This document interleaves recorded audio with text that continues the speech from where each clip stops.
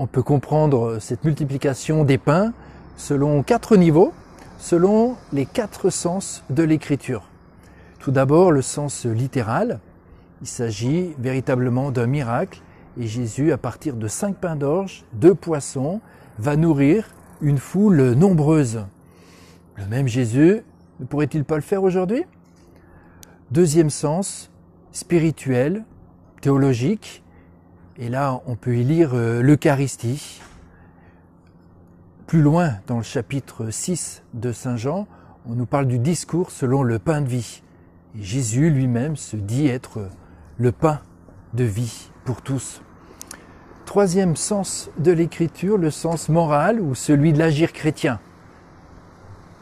Le partage multiplie. Il est bon de l'entendre aujourd'hui.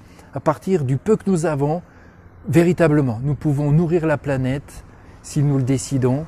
Et une communauté chrétienne se reconnaît comme étant vraiment évangélique si elle partage ses biens. Quatrième sens de l'Écriture, le sens mystique. Là où l'on partage, là où il y a abondance de vie, c'est la Jérusalem céleste. C'est le royaume des cieux advenu. Je m'arrête dans ce texte sur l'expression que rien ne soit perdu.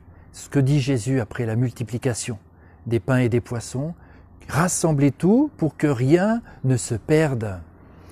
Avec certains, on est en train de lire et relire Laudato Si, et numéro 50, le pape François parle de l'inégalité planétaire.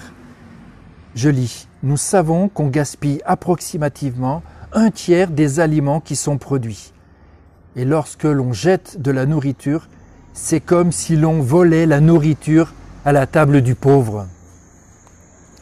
On essaye de rassembler des invendus de la rue Émile Zola ou de la rue Concorde. C'est une goutte d'eau pour quelques familles qui en ont besoin. Mais comment entendre, façon littérale, cette expression « que rien ne se perde ». Seigneur, apprends-nous à partager.